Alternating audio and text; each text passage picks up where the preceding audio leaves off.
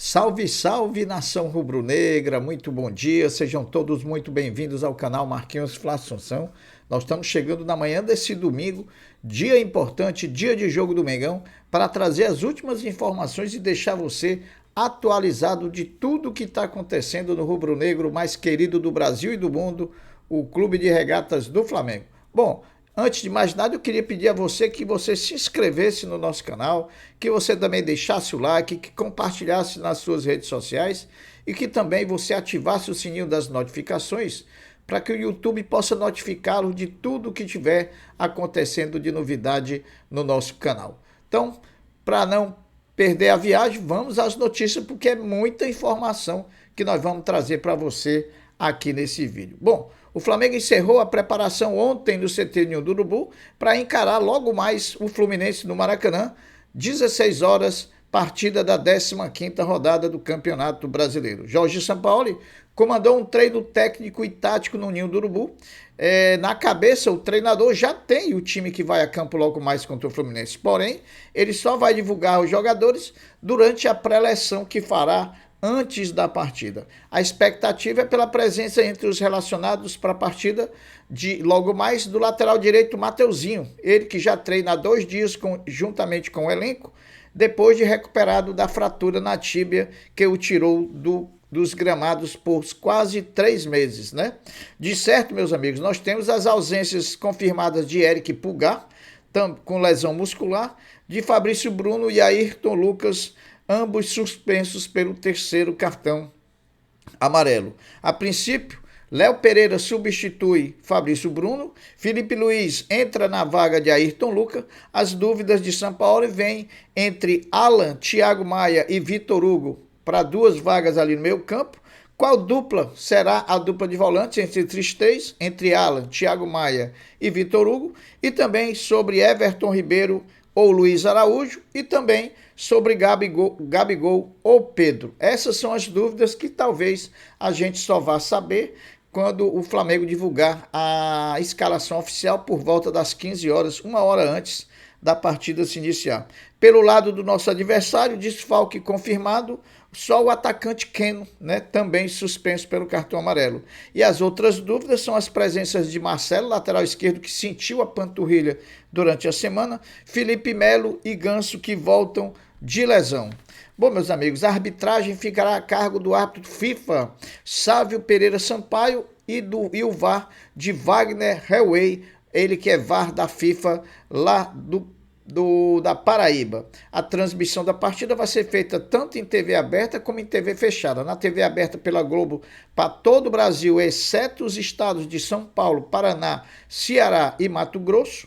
A narração na TV aberta vai ser do Gustavo Villani, comentários do Maestro Júnior e também do ex-jogador Roger Flores. Na TV fechada, através do Premier, a narração vai ser do Dandan Pereira, comentários do Lédio Carmona e também do ex-jogador Dodô. O retrospecto entre Flamengo e Fluminense jogando em campeonatos brasileiros é o seguinte: ao todo foram 65 jogos, com 25 vitórias para o Flamengo, 16 empates e 24 vitórias para o Fluminense. O Flamengo marcou 83 gols e sofreu 70 gols.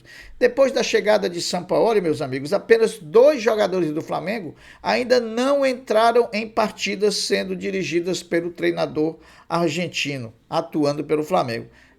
São eles o zagueiro Pablo e também lateral direito Mateuzinho, que quando o treinador chegou ao Flamengo, ele já estava lesionado, tratando da fratura na tíbia. Os prováveis times para amanhã: do Flamengo, Matheus Cunha, Wesley, Davi Luiz, Léo Pereira e Felipe Luiz, Thiago Maia, Alan ou Vitor Hugo, Gerson, Arrascaeta, Everton Ribeiro e Gabigol. O time do Fluminense, o provável: Fábio, Samuel Xavier, Nino, Felipe Melo e Marcelo, ou Guga, improvisado, André, Martinelli, Lima e Ganso, Arias e Cano. Esses são os 2 times prováveis, né? Prováveis time.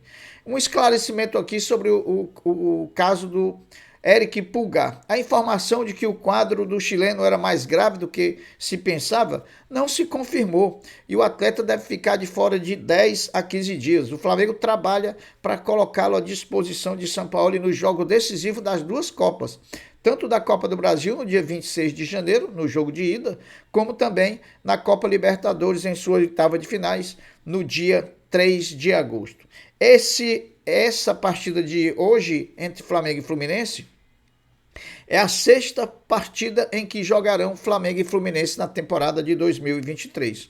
São 2 vitórias para cada time e um empate entre eles. Definidos ontem, meus amigos, os 4 semifinalistas da Copa do Brasil 2023. Flamengo e Grêmio de um lado, Corinthians e São Paulo de outro. Os mandos de campo serão sorteados na próxima segunda-feira, às 13 horas, na sede da CBF, e as prováveis datas a provável data dos jogos das semifinais da Copa do Brasil devem ser os jogos de ida no dia 26 de julho e os jogos de volta no dia 16 de agosto. A CBF ainda vai confirmar essas datas. Essa informação saiu primeiramente na parte esportiva da revista Exame.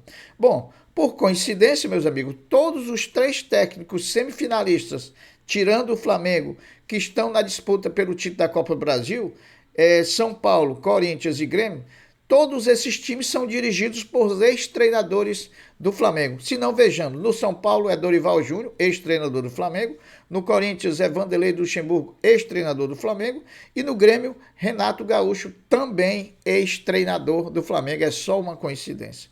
O Flamengo Sub-20, meus amigos, foi derrotado nos pênaltis depois de ter perdido no tempo normal por 1-0 para o Vasco da Gama e ficou com o vice-campeonato carioca da categoria Sub-20. O Flamengo, que para essa partida teve os reforços de Matheus Gonçalves, Igor Jesus, Cleiton e também do goleiro Cauã, todos que já treinam entre os profissionais. No primeiro jogo, o Flamengo havia vencido por 2-1. Bom, meus amigos, o vice-presidente de embaixadas e consulados do Flamengo, Maurício Gomes de Matos, está na Europa, onde mantém contatos e intercâmbio com os maiores times europeus, os grandes times do mundo. A última parada foi no todo-poderoso Real Madrid, onde o dirigente rubro-negro foi recebido pelo não menos importante dirigente madrilenho, Juni Calafá, onde foram trocadas informações e também experiências sobre os clubes. Com a camisa do Flamengo, Gabriel Barbosa tem o Fluminense como vítima preferida. O atacante ostenta a média de 0,5 gols sobre os rivais tricolores. Sendo assim, jogo sim e outro não, o camisa 10 do Flamengo balança as redes da equipe das Laranjeiras. Então, vamos torcer para que hoje Gabriel Barbosa volte e mantenha a escrita de fazer gol sempre contra o Fluminense. Bom, meus amigos, o Flamengo decide colocar à venda as 44 unidades que ele tem disponíveis lá no Morro da Viúva e que ainda é proprietário delas, né? Para com isso investir na compra de 2 terrenos em Vargem Grande, que serão agregados ao CT Ninho do Urubu, ampliando assim a estrutura física do já tão maravilhoso CT rubro-negro. É apenas uma simples troca de ativo. Sai as 44 unidades lá do Morro da Viúva e entram agregada aí alguns terrenos para se somar à grande área do CT Ninho do Urubu. A estimativa é de arrecadar mais ou menos 100 milhões de reais com essas 44 unidades do Morro da Viúva. O Flamengo é o único clube do futebol brasileiro que nesse momento da temporada 2023 está disputando as 3 principais competições da temporada. São elas Libertadores, Brasileiro e Copa do Brasil. Aí você pode me dizer, Marquinhos, mas o Corinthians e o São Paulo também estão disputando 3 posições, mas não são as maiores. Corinthians e São Paulo não disputam Libertadores, disputam Sul-Americana. Portanto, não se igualam ao feito do nosso Mengão. Um jogador que chegou no Flamengo com a desconfiança total da torcida, conseguiu, principalmente a partir da chegada do treinador argentino Jorge Sampaoli, se destacar e ser um dos principais nomes do sistema defensivo do Flamengo. Esse jogador se chama Fabrício Bruno. O zagueiro participou de todos os 23 jogos da temporada em que Sampaoli foi técnico do Flamengo. Então, vamos exaltar aí um pouco o nome de Fabrício Bruno, que vem numa crescente muito grande desde que chegou do Bragantino. A CBF, meus amigos, depois de ter confirmado as rodadas do Brasileirão até a 20ª rodada, a partida entre Atlético Mineiro e Flamengo, partida essa da 17ª rodada, inicialmente marcada para o Mineirão, teve que, e que devido a um show que vai ser realizado lá no estádio Magalhães Pinto, teve que ser transferida para outro local. E agora o local da partida entre Atlético Mineiro e Flamengo, no dia 29 de julho, vai ser a Arena Independência, também lá na cidade de Belo Horizonte.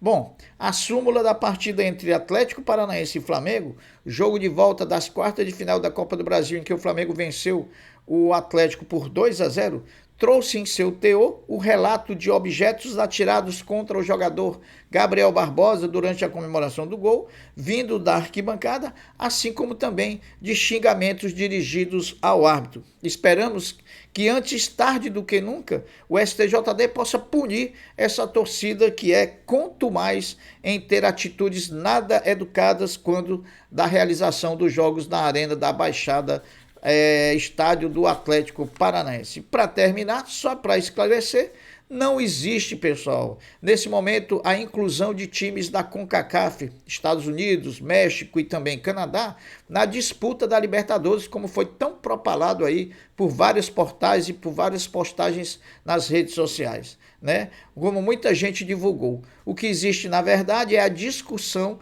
para a criação de um novo torneio de times da Libertadores, da MLS e também do México, né? E não a participação desses times na Libertadores, que dificultaria muito a logística dos times brasileiros para essa competição, caso entrassem na Libertadores os times mexicanos, americanos e canadenses. Então as notícias são essas, a gente torce para que hoje o Flamengo, até porque o Botafogo venceu o jogo dele ontem à noite, contra o Bragantino, o Flamengo ficou na obrigação de ter que ganhar do Fluminense para que se mantenha pelo menos os 10 pontos de diferença para o Botafogo, que a gente vai tentar tirar ao longo desse finalzinho de primeiro turno e durante todo o segundo turno. As notícias são essas, eu vou ficando por aqui, deixando um até breve, um até logo, dizendo fiquem todos com Deus, porque eu sempre estou com ele. Saudações rubro-negras. Fui, meus amigos.